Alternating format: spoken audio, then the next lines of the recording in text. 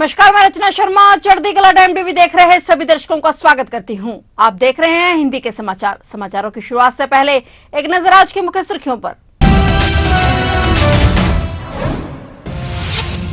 पंजाब के कई जिलों में एनआईए का बड़ा एक्शन। पंजाब में एनआईए की रेड, मक्खन सिंह मुसाफिर कबीर के घर पर हुई छापेमारी। सुप्रीम कोर्ट ने सीएम केजरीवाल को दी बड़ी राहत। शराब नीति मामले में केजरीवाल को मिली जमानत, 6 महीने बाद जेल से हुए रिहा।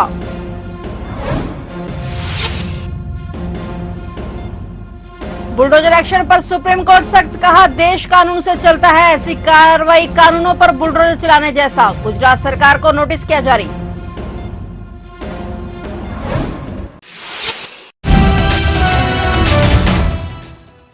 और अब समाचार विस्तार से। पंजाब के कई जिलों में आज एनआईए का बड़ा एक्शन देखने को मिला। नेशनल इन्वेस्टिगेशन एजेंसी ने पंजाब में अलग अलग ठिकानों पर छापेमारी की है। बता दें कि वारिस पंजाब के प्रमुख अमृतपाल सिंह के समर्थक पर नेशनल इन्वेस्टिगेशन एजेंसी ने बड़ा एक्शन लिया है। जानकारी के मुताबिक मक्खन सिंह मुसाफिर कबीर के घर में एनआईए की टीम ने रेड की है। अमृतपाल सिंह ने 2024 में हुए लोकसभा चुनाव में पंजाब की खडूर साहिब सीट से निर्दलीय जीत दर्ज की है। अमृतसर जिले के ब्यास में अमृतसर समर्थक का फर्नीचर हाउस है। जांच एजेंसी ने इस कार्रवाई के दौरान अमृतसर के ब्यास में भी रेड की है। इसके अलावा एनआईए ने पंजाब के अलग अलग जिलों में रेड की है। एनआईए की टीम ने अमृतपाल सिंह के चाचा के घर पर छापेमारी करने के अलावा और भी कई रिश्तेदारों के ठिकानों पर छापेमारी की। दिल्ली के मुख्यमंत्री अरविंद केजरीवाल को शराब घोटाला मामले में सुप्रीम कोर्ट से बड़ी राहत मिली है। सुप्रीम कोर्ट ने 156 दिनों के जेल के बाद उन्हें जमानत दे दी है। जस्टिस सूर्यकांत और जस्टिस उज्जवल मोहिया की बेंच ने इस महत्वपूर्ण मामले में फैसला सुनाया। सुप्रीम कोर्ट ने अरविंद केजरीवाल की जमानत याचिका पर पहले ही फैसला सुरक्षित रख लिया था और इसके बाद सीबीआई और केजरीवाल के वकीलों ने कोर्ट में अपनी अपनी दलीलें पेश की थी। आज कोर्ट ने फैसला सुनाते हुए केजरीवाल को जमानत देने का आदेश दिया और अरविंद केजरीवाल को 21 मार्च को ईडी ने गिरफ्तार किया था। आज 13 सितंबर को केजरीवाल की रिहाई पर उन्हें कुल मिलाकर 170 दिन जेल में हो गए हैं। सीएम केजरीवाल को 10 लाख के मुचलके पर बेल मिली है और इसके अलावा सीएम केजरीवाल को कई शर्तों के बाद बेल मिली है। केजरीवाल अपने सरकारी दफ्तर भी नहीं जा सकेंगे। अरविंद केजरीवाल को जमानत मिलते ही आम आदमी पार्टी के नेताओं का रिएक्शन सामने आया है। मनीष सिसोदिया ने कहा कि झूठ और साजिशों के खिलाफ लड़ाई में आज फिर से सत्य की जीत हुई है और एक बार फिर नमन करता हूं बाबा साहब अम्बेडकर जी की सोच और दूरदर्शिता को, जिन्होंने 75 साल पहले ही आम आदमी को किसी भावी तानाशाह के मुकाबले मजबूत कर दिया था। उन्होंने सुप्रीम कोर्ट का भी धन्यवाद किया। इस दौरान मनीष सिसोदिया ने सभी को बधाई दी। सिसोदिया ने केजरीवाल के घर पहुंचकर उनके परिजनों से भी मुलाकात की। वहीं मनीष सिसोदिया ने भाजपा सरकार को भी घेरने की कोशिश की, जिस पर भाजपा नेताओं ने भी आम आदमी पार्टी और सीएम अरविंद केजरीवाल पर हमला बोला।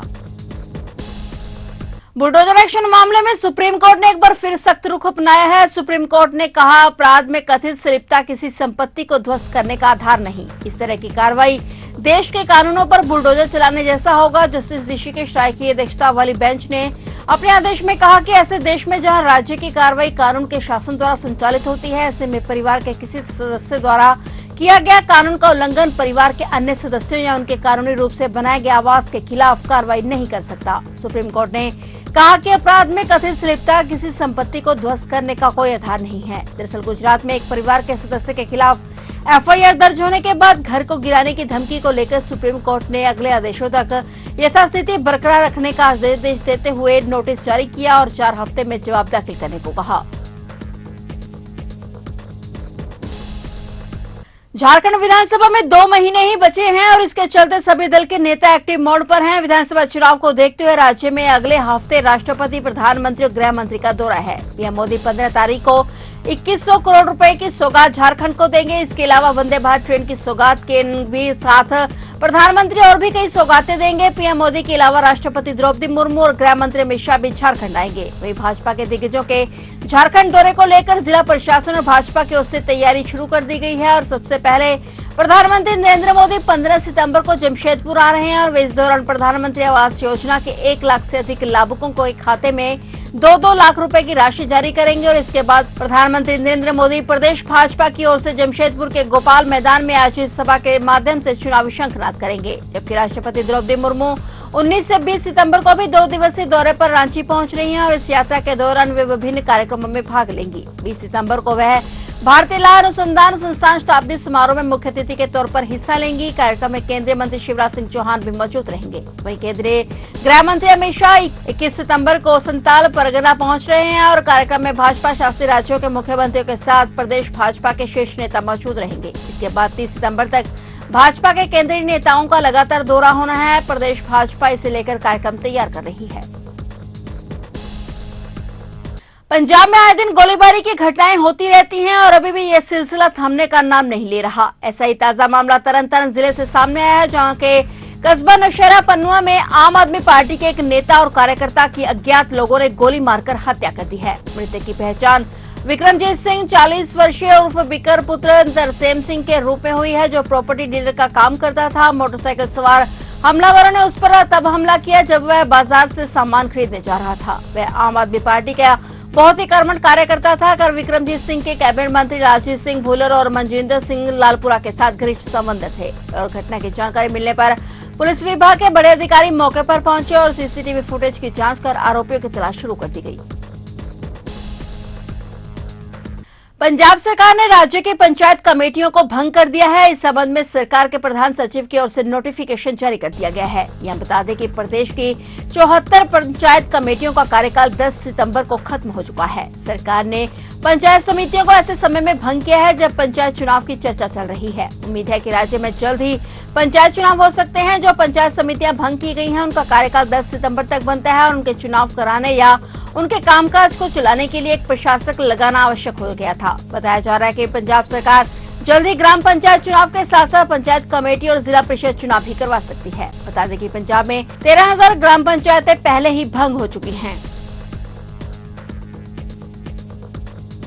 मंडी जिले में सकौड़ी पुल जेल के रोड के पास अवैध मस्जिद को लेकर धरना प्रदर्शन की कॉल के चलते जिला प्रशासन द्वारा लागू की गई भारतीय नागरिक सुरक्षा संहिता की धारा 163, 144 सीआरपीसी के बीच हिंदू संगठनों का प्रदर्शन जारी है। लोग सुबह 11 बजे के करीब शेरी मंच पर एकत्रित हुए और अवैध मस्जिद के खिलाफ नारेबाजी शुरू कर दी गई। वहीं जिला प्रशासन ने सुरक्षा के मद्देनजर विवादित मस्जिद के पास बैरिकेड्स लगा दिए और जेल रोड को वाहनों की आवाजाही के लिए पूरी तरह से बंद कर दिया। चप्पे चप्पे पर पुलिस तैनात है और इसके अलावा डीसी पूर्व देवगन, एसपी साक्षी वर्मा और एडीसी रोहित राठौर ने भी मोर्चा संभाला हुआ है। Law and order DGP Shimla भी मौके पर मौजूद हैं। देश के विभिन्न हिस्सों में पिछले लगभग 36 घंटों से हो रही भारी बारिश के कारण 32 लोगों की जान जा चुकी है। अगले 3 दिनों तक बारिश से राहत मिलने की संभावना नहीं है। पंजाब समेत 14 राज्यों में भारी बारिश की चेतावनी जारी की गई है। उधर केदारनाथ धाम की यात्रा को रोक दिया गया है क्योंकि लगातार बारिश और दरकते पहाड़ों के चलते सुरक्षा खतरे में है। सोनप्रयाग में लगभग 2500 यात्री बारिश के कारण फंसे हुए हैं क्योंकि केदारनाथ पैदल मार्ग को सुरक्षा कारणों से बंद कर दिया गया है। केदारनात धाम से किसी भी व्यक्ति को नीचे भेजने की अनुमति नहीं दी जा रही है। हिमाचल प्रदेश के 3 जिलों में बाढ़ का खतरा बढ़ गया है। दिल्ली एनसीआर की कई सड़कों पर जल भराव के कारण वाहनों की रफ्तार थम गई है। रुक रुक कर हो रही बारिश के चलते भूस्खलन का खतरा बना हुआ है और प्रभावित क्षेत्रों में राहत का कार्य जारी है। फिलहाल हिंदी के समाचारों में इतना ही और नए समाचारों के साथ फिर से हाजिर होंगे। तब तक के लिए देखते रहिए चढ़ती कला टाइम टीवी।